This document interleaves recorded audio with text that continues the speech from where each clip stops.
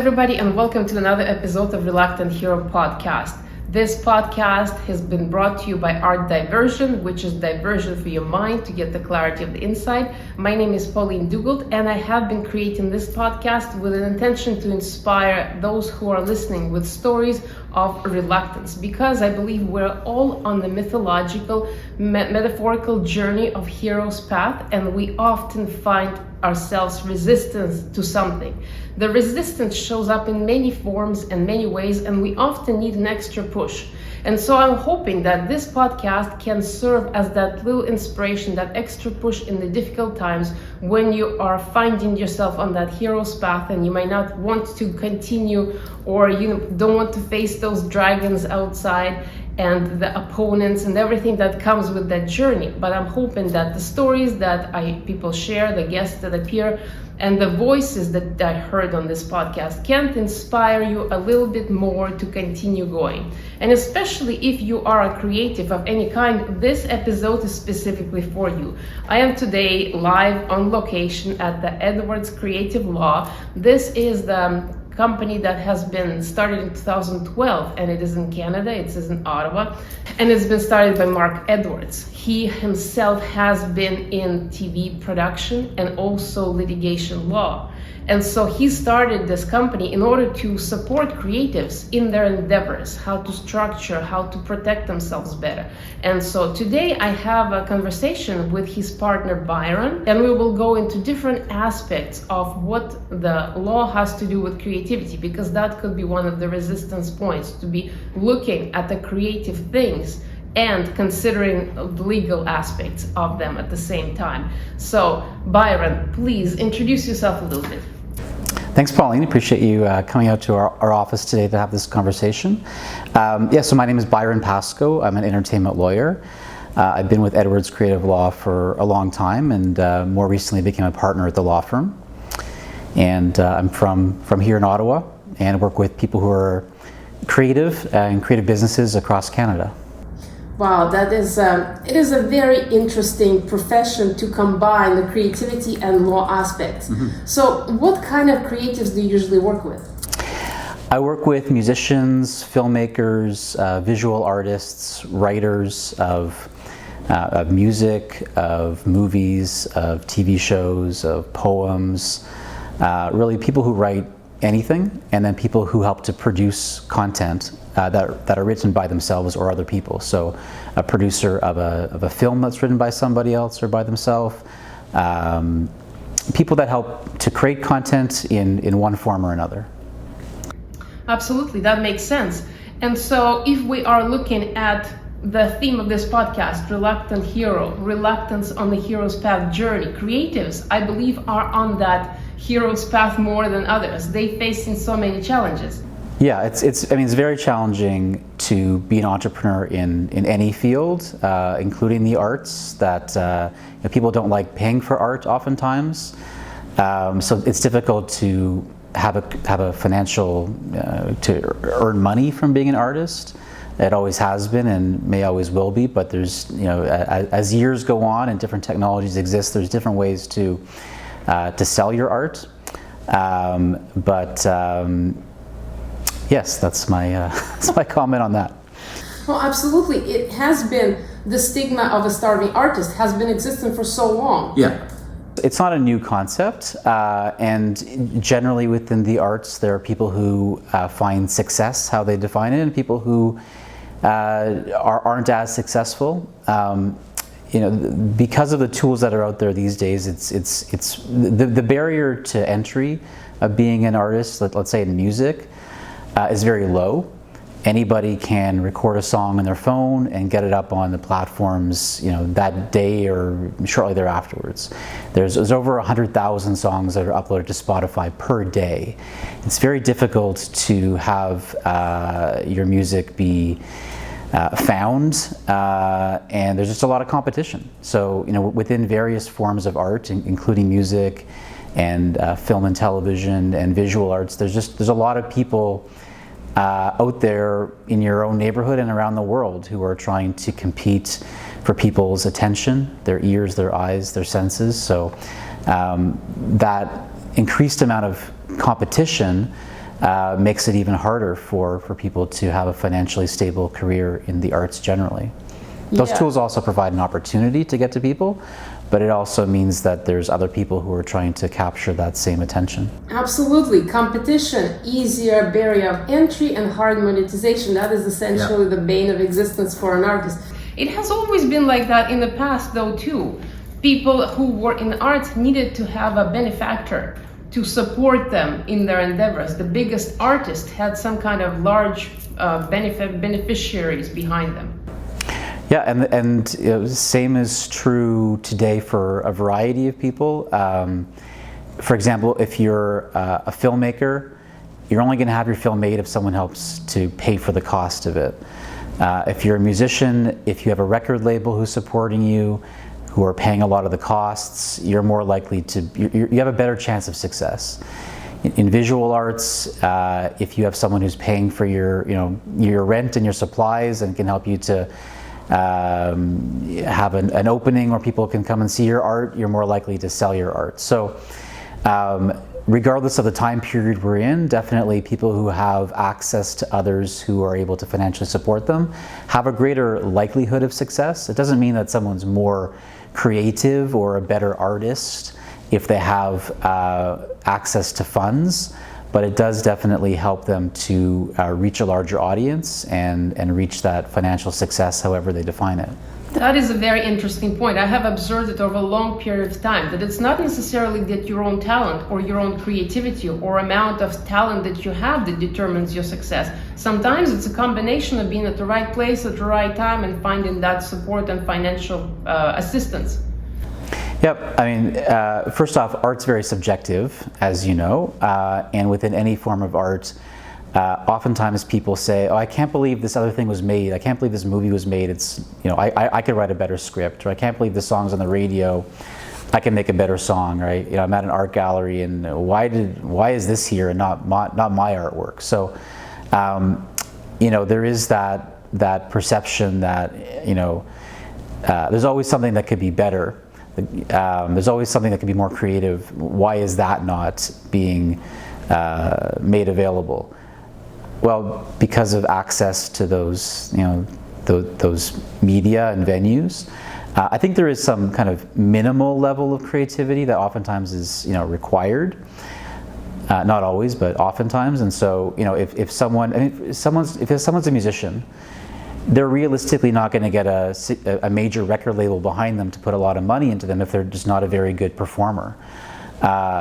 You know, there's some minimal level of artistic creativity that you need to have to get in the room, but that doesn't mean there's always someone who's going to be a better songwriter, a better artist, a better filmmaker, a better writer. So being a creative person is one requirement, but it's not the only requirement. And just because you're creative doesn't mean everyone's going to, you know, flock to your creativity. You have to be able to do a lot of things to get, you know, your work in front of people. Absolutely, I agree, and at the same time, so there's endless competition, there's criticism and comparison from everybody and the artists themselves. Their own inner critic comes out all the time, and yet sometimes creatives cannot not create. It's right. Innate. It's such a driving force that they must do something. Yep, I agree with that, and you know, where I see that in my own practice is that there's a lot of frustration by artists who have that benefactor, whether it's a film production company or a music label or a gallery, that they want to be continually making artwork and having it be distributed, exhibited, etc.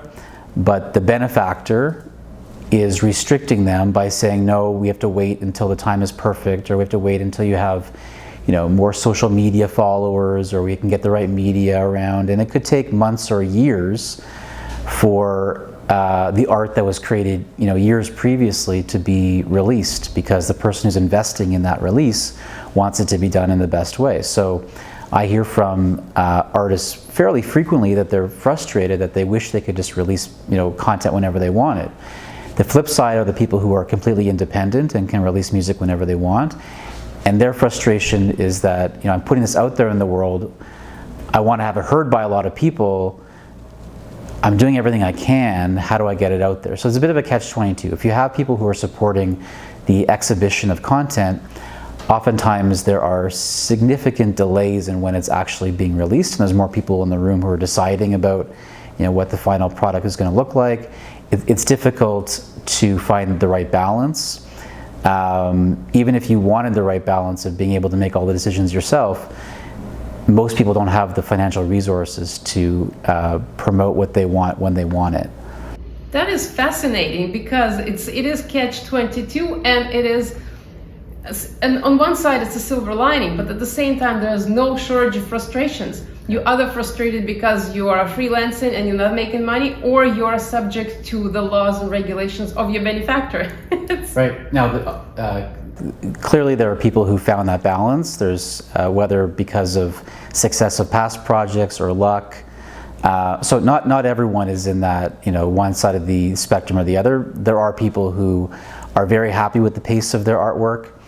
Oftentimes it's a factor of having certain projects that are delayed a bit or are waiting for things to fall into place, and concurrently they're involved in other initiatives for which the time is on their schedule. So it's not all bad for everybody, but there are commonly frustrations no matter kind of where you land on the spectrum of your work. Absolutely, there are frustrations everywhere. Either you're creative or you're not. You have special frustrations if you are creative, but that is across all the modalities that difficulties exist.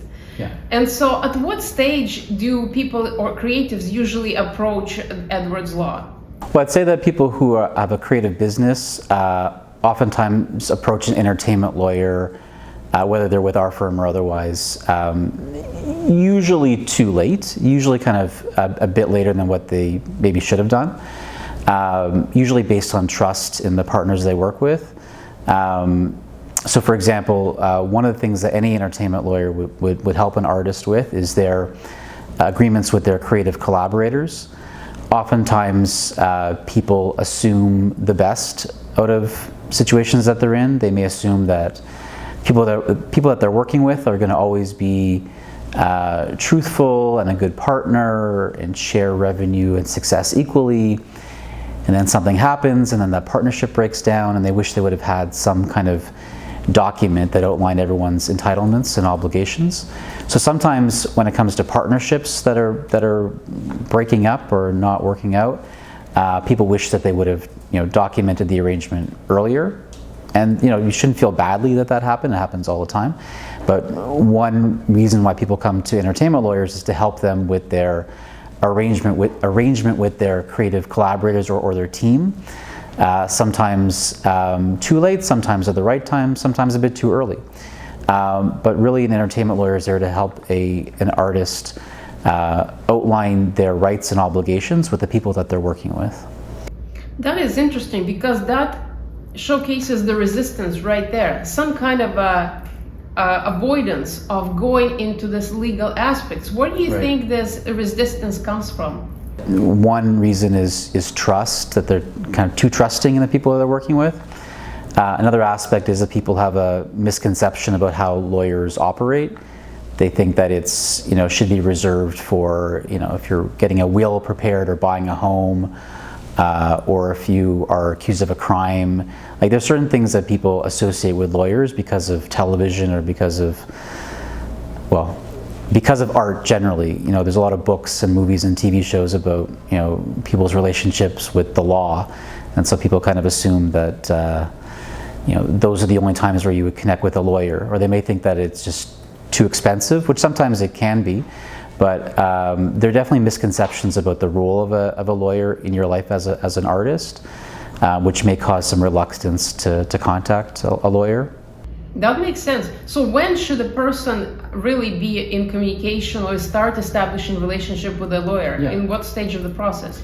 I think if you're an artist and you want to, you see your art as a profession of yours. If it's a hobby, that's great.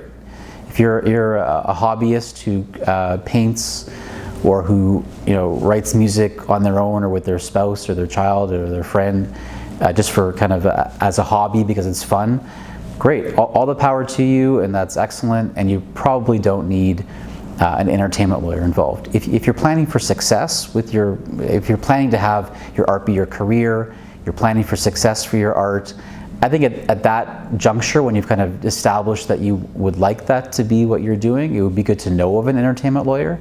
You may not need to hire anybody right yet, but it's good to kind of have one be available and to have a conversation with somebody to kind of figure out, okay, well, when should I come back to you to talk about hiring you to help me out. So sometimes we get contacted by people who say, I'm becoming a musician. What do I, when do I need to hire you? And I would usually say to them, well, here's some blogs we've written or some videos we've done. Have a look. If you're being given a contract that you're being asked to sign, you can let us know about that, and we can potentially help you with that. Or if you want someone else to sign an agreement, we can help you to prepare that agreement. But just starting off as a musician, for example, you probably don't need a lawyer right away, but it's good just to know of someone who exists, who's able to help right away when needed. Yeah, so it doesn't sound like it could be costly at the beginning to just establish a relationship. There shouldn't be any cost of having an initial relationship with a professional relationship with a lawyer to kind of be to know that they exist and they're available if needed. So it doesn't cost anything it shouldn't cost anything until you are actually getting legal services from a lawyer. We also wouldn't have the person engage our law firm until they actually need a lawyer. So sometimes I have, and my colleagues and other entertainment lawyers have initial discussions with people. For example, at a conference, they may sit down with us and grab a coffee and just chat about what they're up to. And there's no legal advice being provided, and there's no legal fees being requested. But the moment where someone needs legal advice about a situation, that's where we would say, okay, well, let's make sure we can provide advice. Let's make sure there aren't any conflicts of interest. Let's make sure we don't represent the other person that you're wanting to do a deal with, because we can't act for both sides of the same transaction. So if the couple of hoops are jumped through and everything looks fine and they want to engage us and we're available, then they would hire us and we would do the work that's being requested.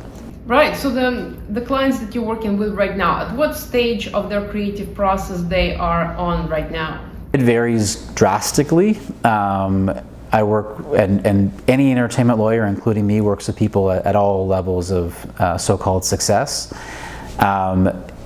From very emerging artists to very well-established artists who tour the world and win awards and get the plaques that say that they've reached certain milestones.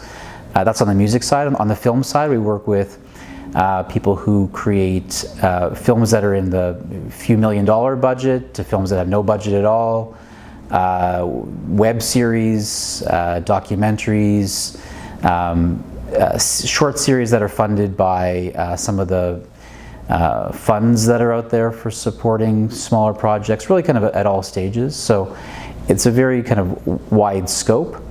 I probably do the most work for the people who are at the later stages of their career, who have a lot of projects on the go. So some of the film producers that we work with produce several films a year, very active. On the music side, we work with producers who may be producing a song or an album every week or month. Artists who put out a project every year or two, do some touring, do some writing. It really is a wide scope.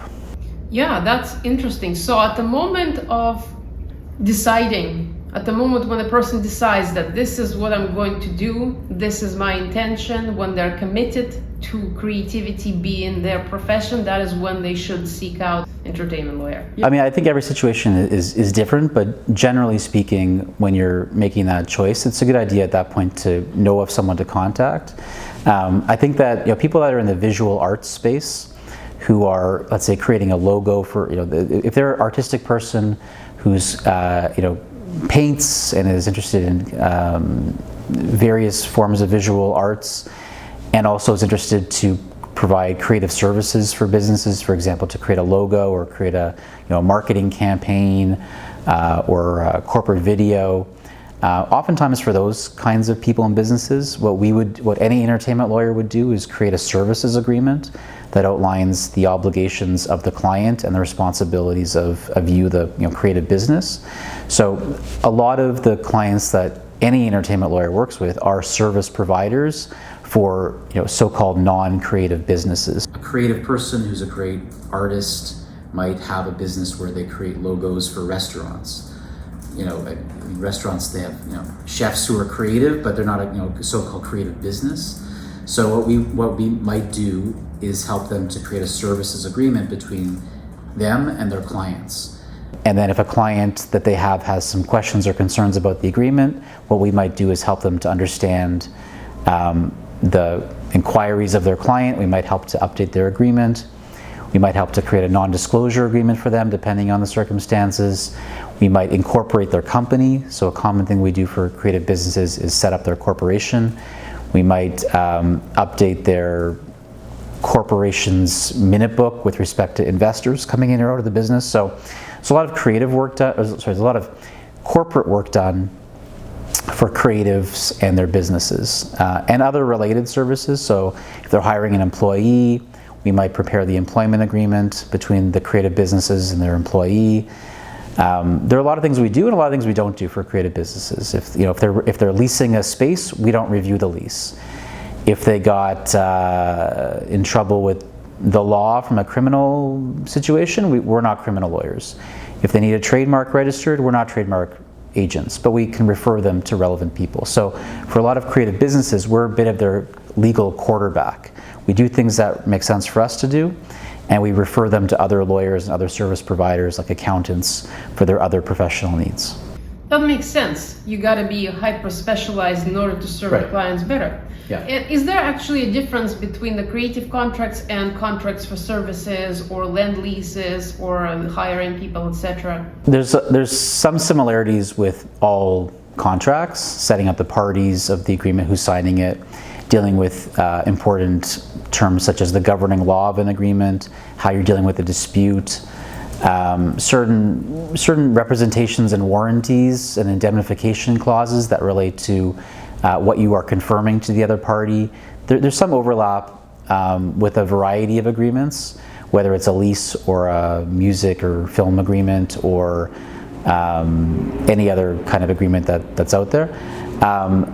But there's a lot of nuances of entertainment agreements that relate to intellectual property.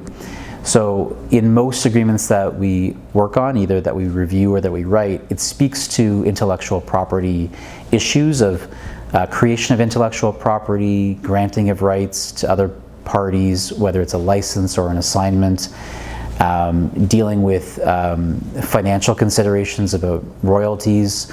So within film and TV, figuring out how is profit defined?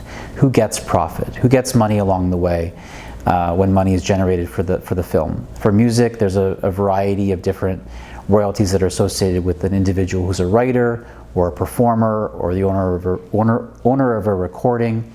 And so oftentimes when we are reviewing or writing an agreement in entertainment, we're taking into account generally accepted clauses that relate to any agreement here in Ontario or throughout Canada, and then we're combining it with the nuances of the specific entertainment practice.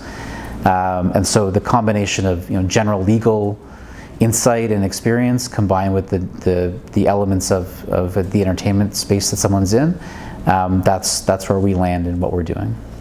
Right, and you only work throughout Canada. You don't work for the US? We have non-Canadian clients who deal with Canadians. So we work with a variety of US-based film and production companies who come to Canada to hire Canadians to create their TV show or film. There's a lot of production done in Canada, TV series and films that are financed by American companies.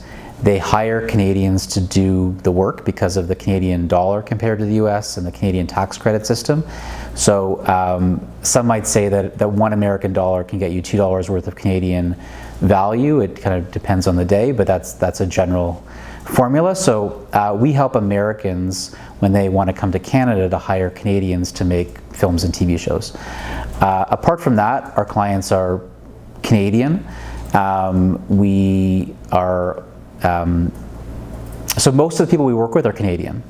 There are some people, though, that we work with that are not Canadian, and the only reason why we're involved is because they're dealing with a Canadian or their agreement is governed by the law of Canada. I'm working right now with an artist in the States who is hiring a Canadian film or Canadian modeling agency and music producer.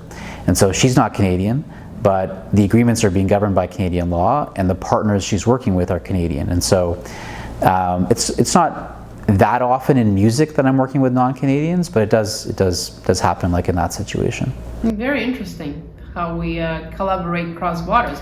And considering the joint ventures that artists and creatives, they feel lonely, they feel stressed and frustrated, they want to join with other artists to make their burden a little bit easier.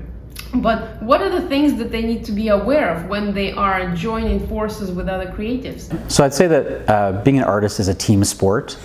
And so it does kind of take a village to do anything in the arts and generally, but definitely within the arts as well.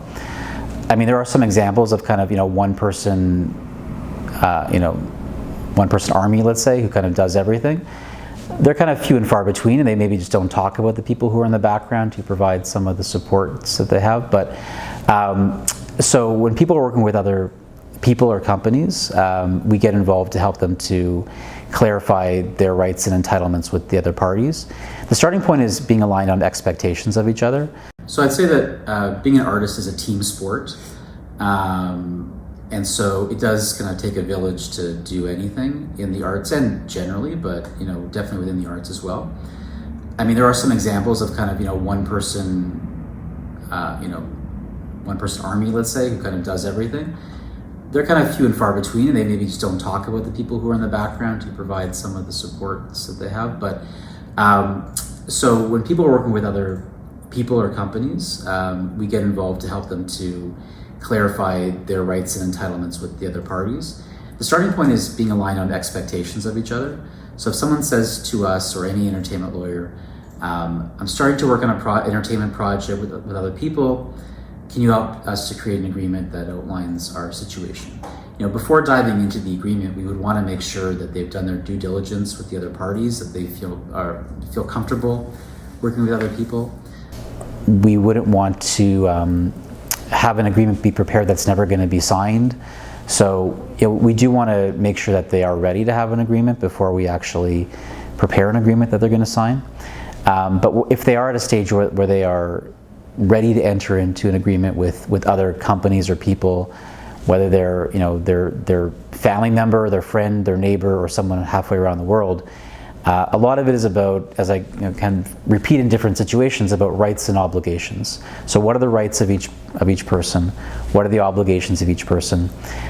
Within film and television, the context is what's called a co-production agreement, which a co-production agreement in the audiovisual realm is generally an agreement that is commonly used by two people who are, or two companies, or a company and a person, or two people or two companies, whereby they are collectively making a film or a TV series.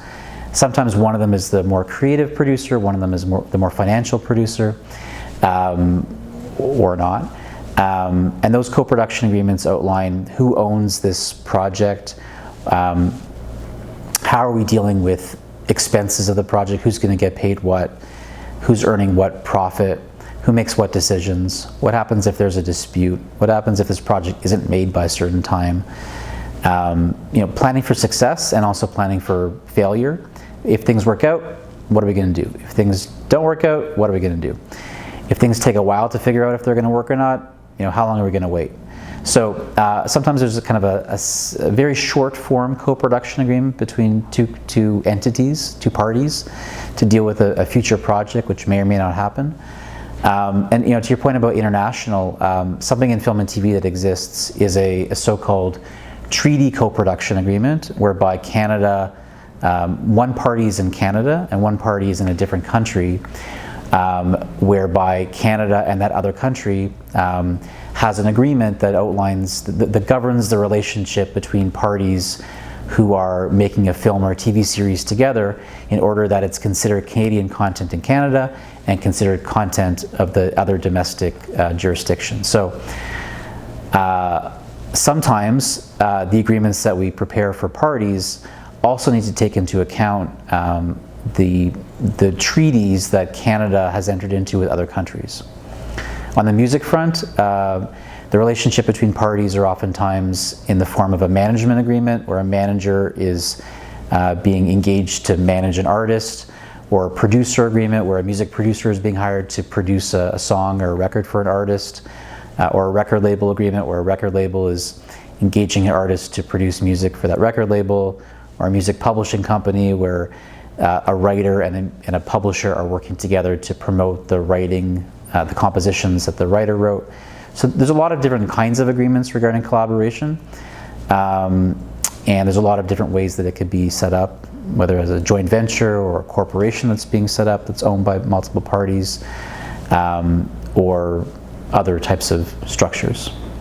I like that. I like the fact that the creative aspect is a team sport. It is good to remember that, because a lot of creatives feel isolated, they feel alone, but really if you think about it, it is a group effort, like you said, because there's so many nuances and there's so many dynamics within the creative area. Yeah, and oftentimes you're being asked to figure out, is this person the right kind of partner for me to build my team?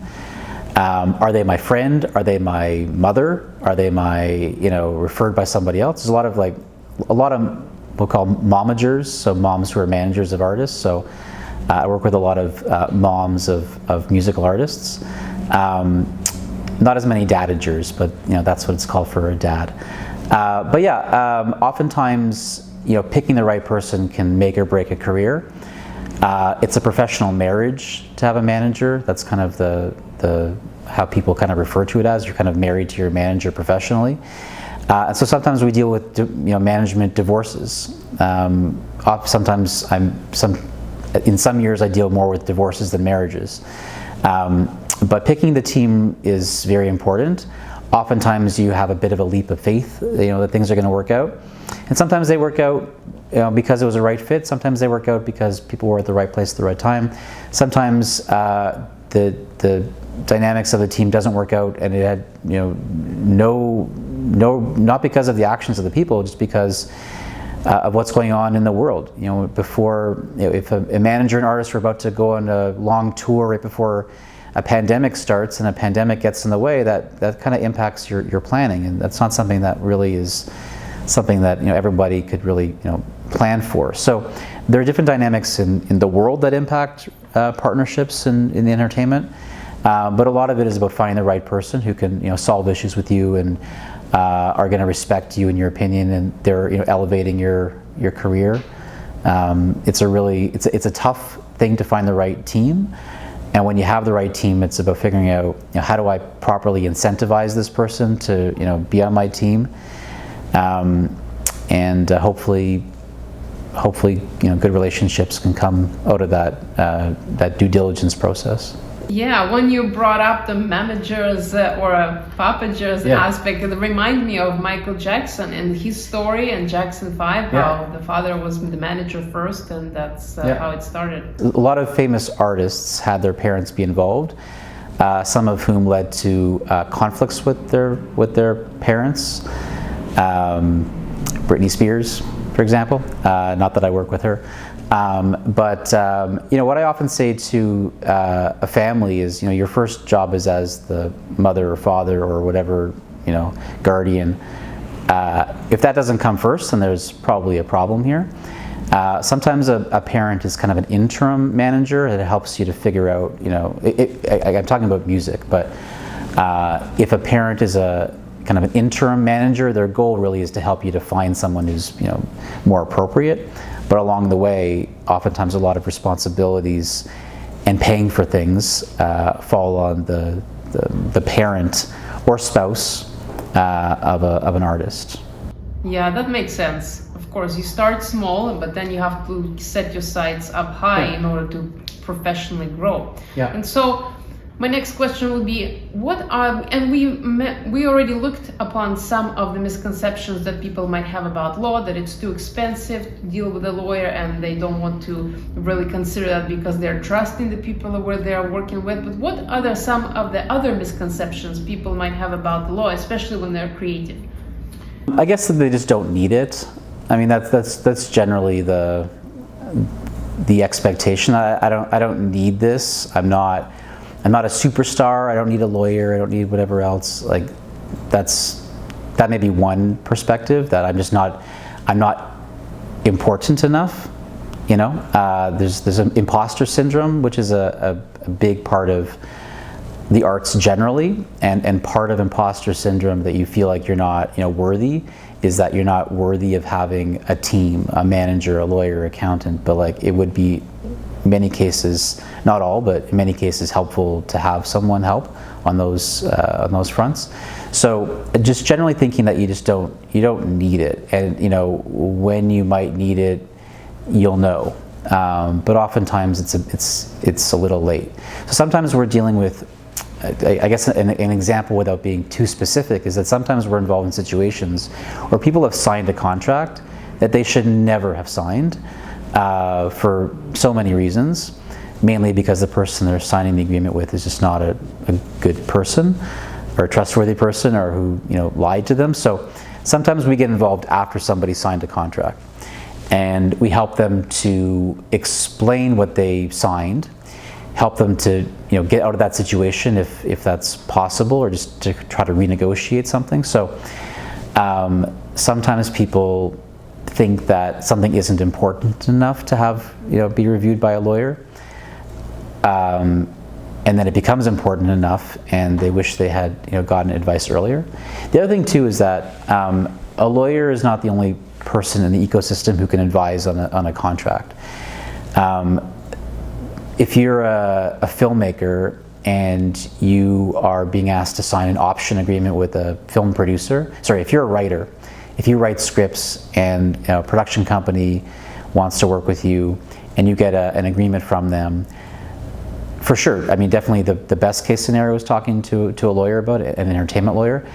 But if you legitimately cannot afford the help, or you're just not wanting to go that route, talk to other writers who've been in similar situations.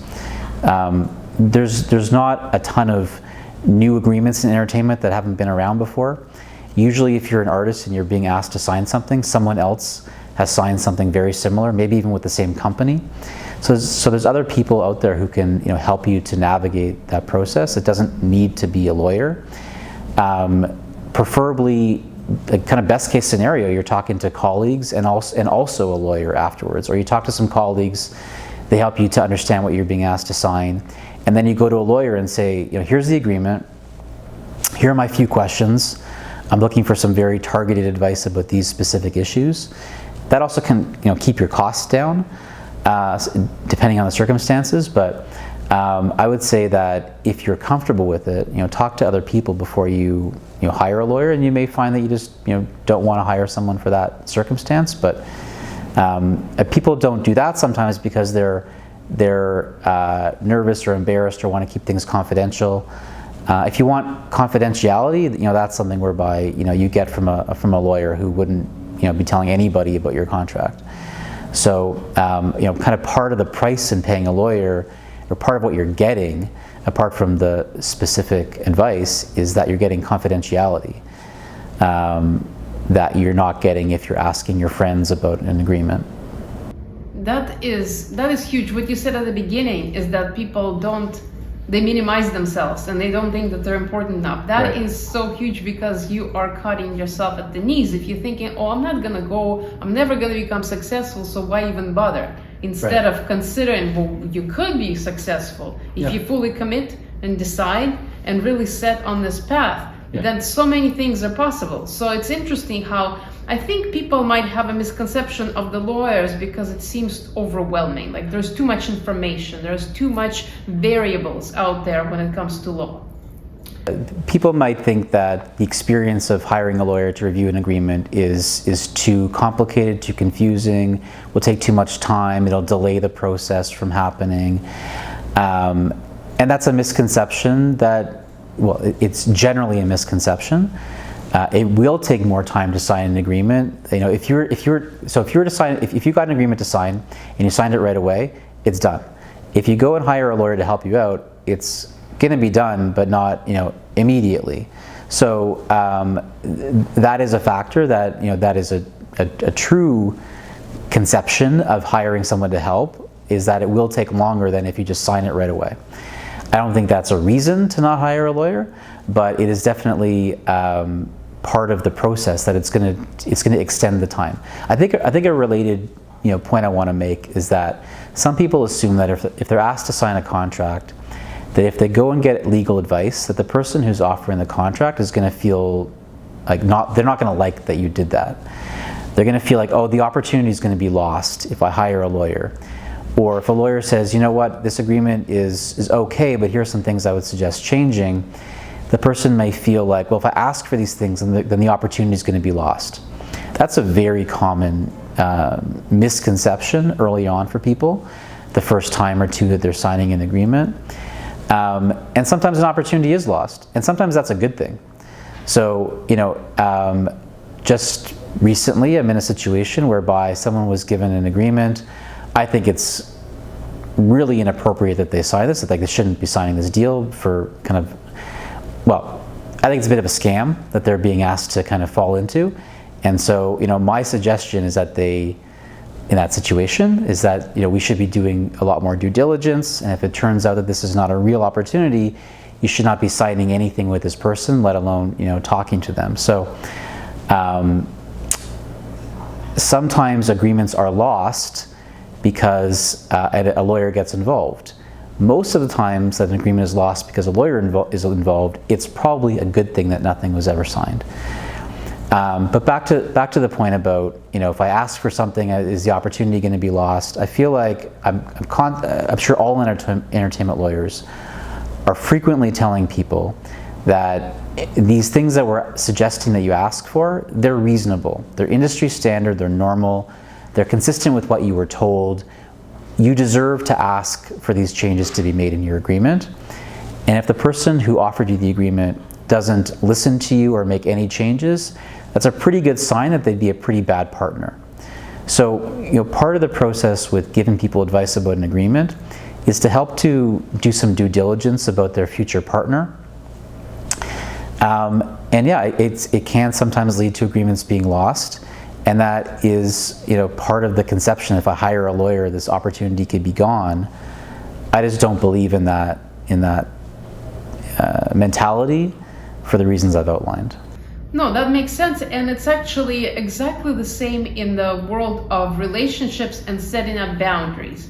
Yeah. If you establish your boundaries and the person doesn't like it, it's better that you're no longer in a relationship of that kind. And the same goes for creative relationships as well. If somebody doesn't like changes to the terms of the contract, then maybe there's some bigger problem at hand. For sure. And so a specific example, you have two people who are creating an artwork, an installation together that they plan to try to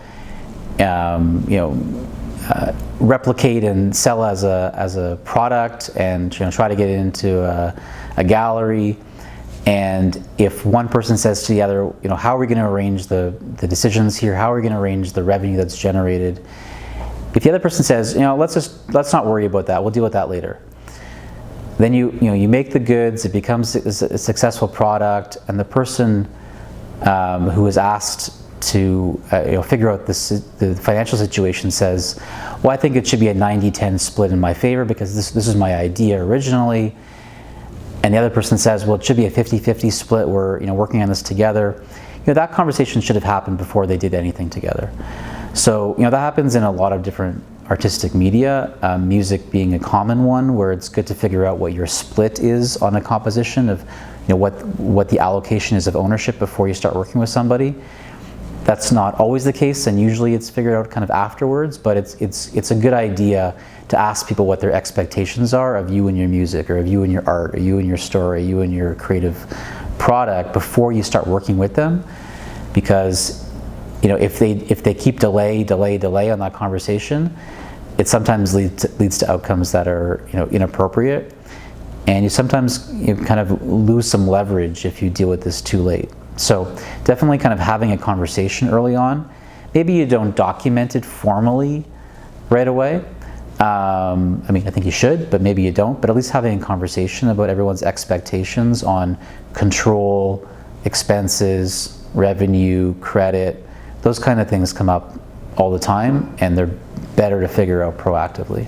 Well, that's a really big argument for the contracts, for legalities within the creative space, because oftentimes art is subjective, but also art can be very ephemeral. Sometimes you can't even grasp where the art ends and something else begins. So I think the contract would be the only way to really kind of create the boundaries and structure for the creative process or the project to exist. It's not always foolproof. But it can be a lot better than having no contract at all. Sometimes we say that having a discussion with somebody about your arrangement with them is a good starting point. The next best step is having some email correspondence to confirm your situation. The next best step is having an agreement that you prepare. The next best step is having an agreement that a lawyer prepares. Being on that spectrum more towards the agreement is better, but having a discussion is better than having no discussion.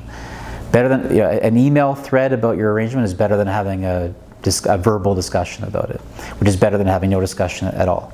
So I encourage people to have discussions with people about their arrangements, to document it over email. So if you have a verbal discussion with somebody, a phone call or in-person meeting, afterwards just email them and say, oh, here's my understanding of our arrangement. Please confirm that this is appropriate or agreeable. When people have verbal discussions, they often forget, they often lie about what was said, but back to forgetting, people forget what they said.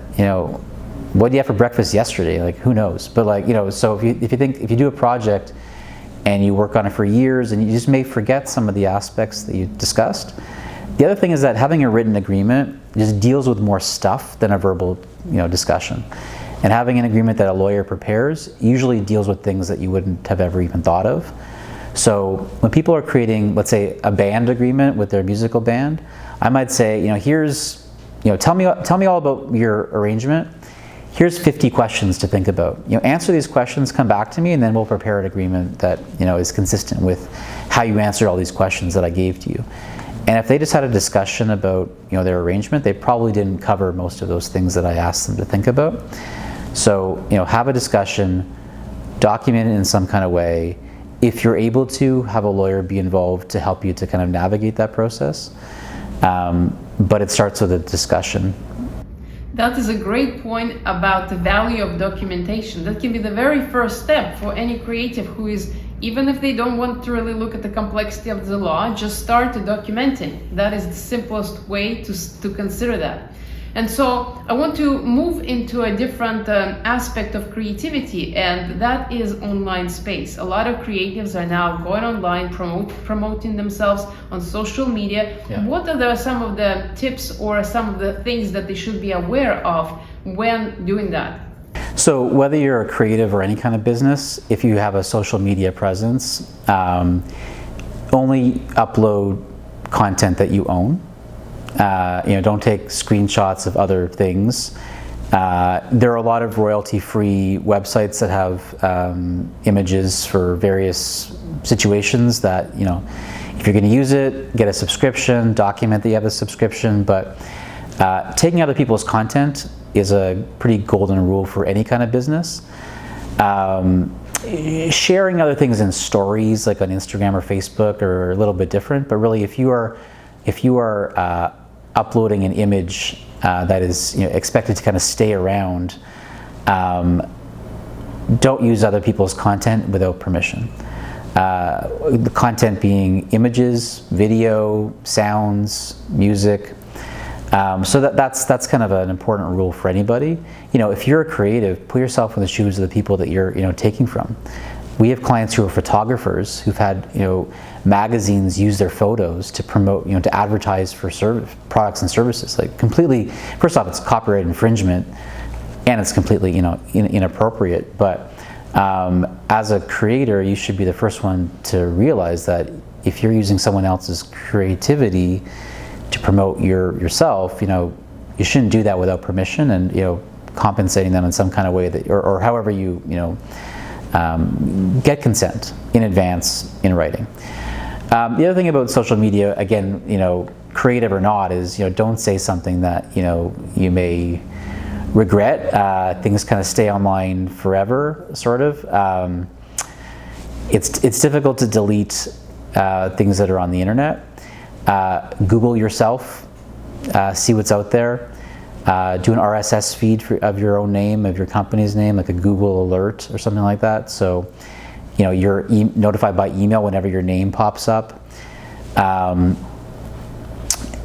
Part of this also relates to ownership of your business name, which relates to trademark rights. So you may want to, especially if you are using a stage name or you have a company that has a name that's kind of generic-ish, or not. If you're using a name to represent your products or services as a creator, you may want to have a conversation with a trademark lawyer, or just before you hire a trademark lawyer, do an online free search of the Canadian trademark database. You can just Google Canada trademark database, put the word in that you want to use as your business name, see if there's a competitor who's using that same name for the same kind of product or service. So proactively dealing with names from a trademark perspective is a good idea,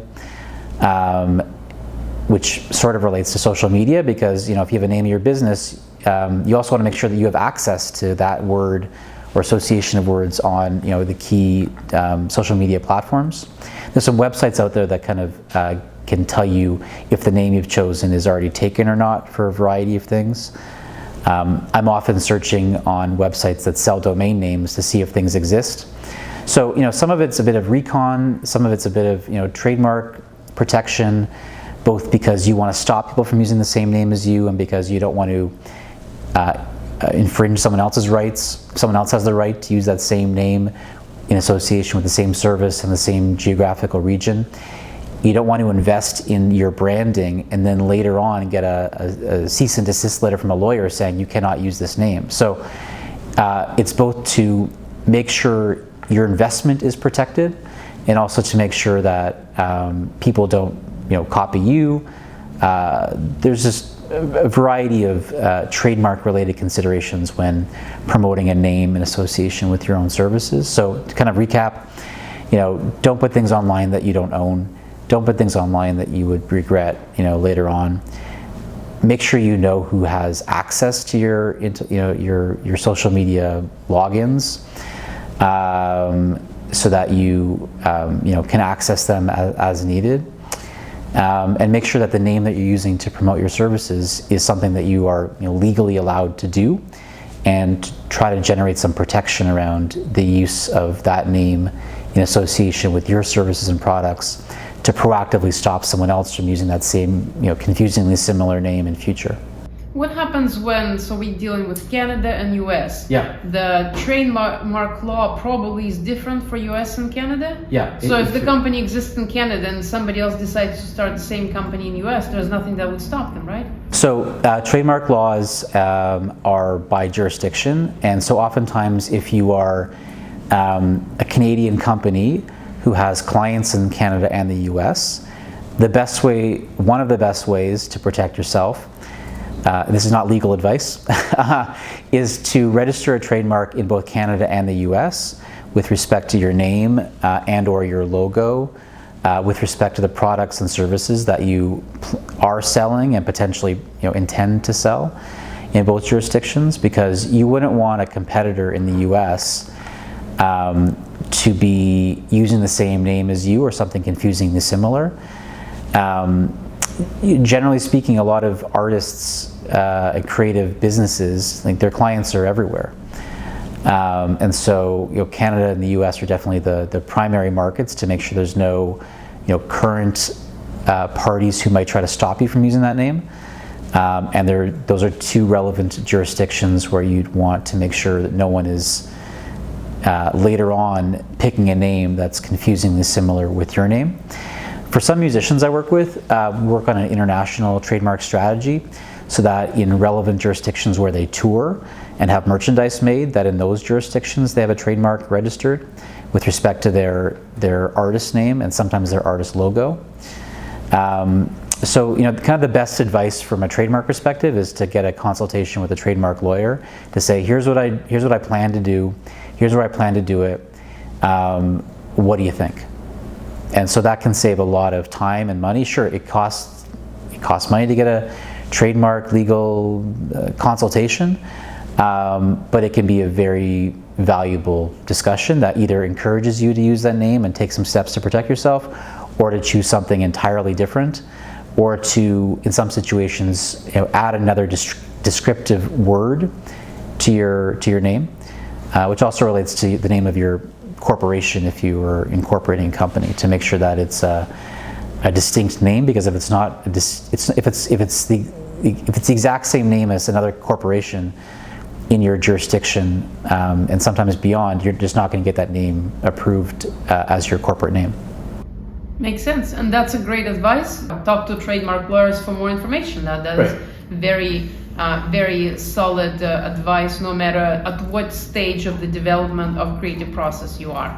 And so we have covered so many things. There's so much value in this just one episode. And in closing, what are the trends that you have observed over the last couple of years maybe that have affected the law, the creative law, and the work that you do?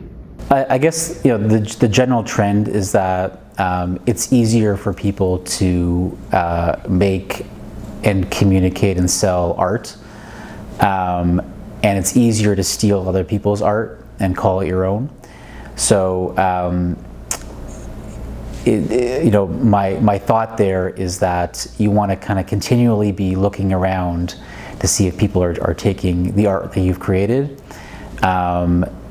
And there's some tools that are out there that can help you to see if other people are using your art, but sometimes it's very difficult to find that out. But the general trend is just more ways to copy other people, more ways to access markets. It's just as I said, the barrier to entry is extremely low. It's a lot harder to get in front of more people. It's a lot harder to access financing to really elevate and promote your work.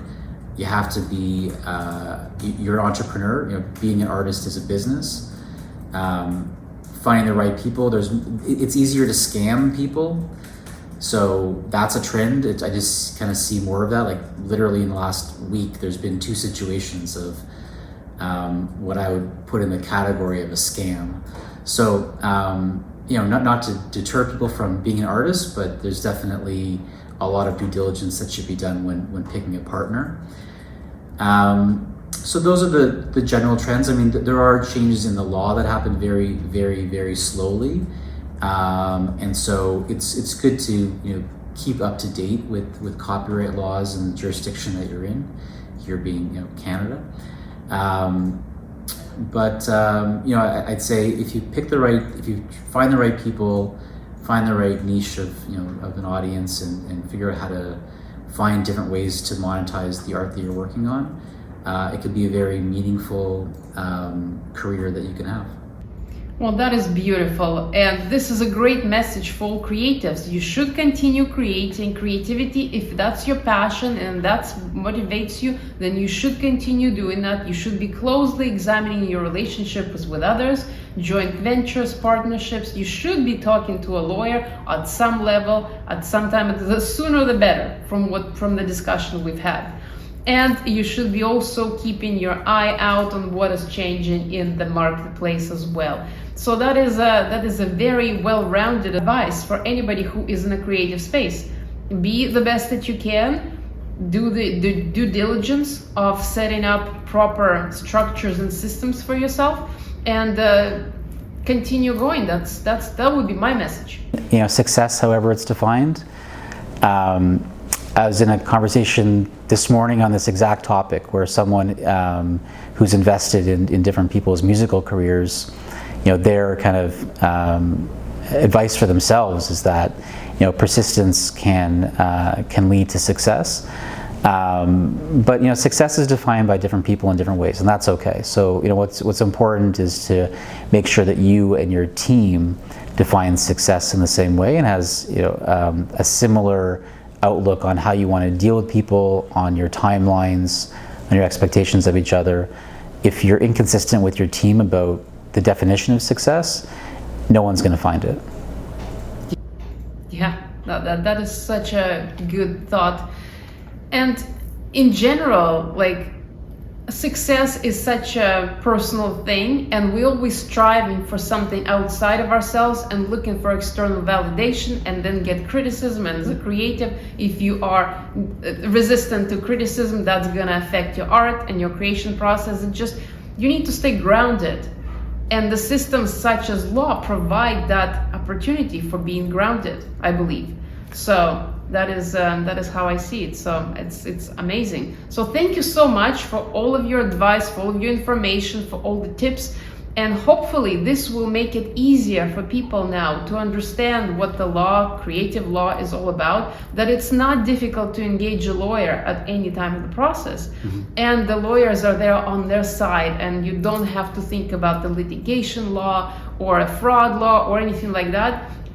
Creative law can be its own thing, and it doesn't have to have all those same misconceptions that kind of floating around about lawyers.